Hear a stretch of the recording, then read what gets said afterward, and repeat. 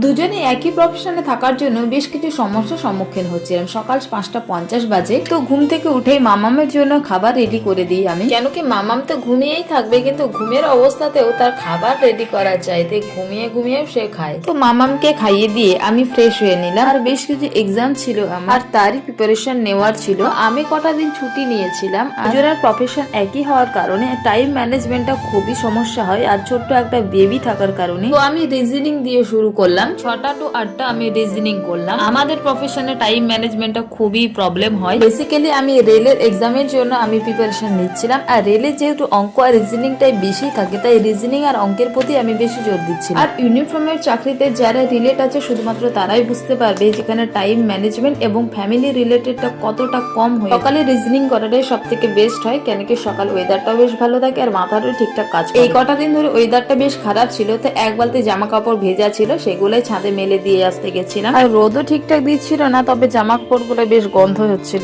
রোদ না দিলে হাওয়া দিচ্ছিল বেশ, তাই জামা কাপড় গুলোতে আমি ক্লিপ লাগিয়ে দিচ্ছিলাম। সব জামা কাপড় গুলোতে আমি ক্লিপ লাগিয়ে দিলাম। তারপর কিছু ফুল তুলে নিলাম পুজো দেওয়ার জন্য। তবে গাছটা আমার ছিল না, গাছটা অন্যের গাছ ছিল। যেদিন কাকিমাই ভিডিওটা দেখবে সেদিন আমাকে গালাগাল দেবে, এটা নিশ্চিত। আর জিকের জন্য আমি তুলসী জেনারেল স্টাডিজ হ্যান্ডবুক এই বইটাই পড়েছিলাম। এই বইটা খুবই ভালো এবং ডিটেলসে সবকিছু দেওয়া আছে, তাই এই বইটা আবার আমি রিওপেন করলাম। তো আজকের মতো টাটা, দেখা হচ্ছে নেক্সট ভিডিওতে।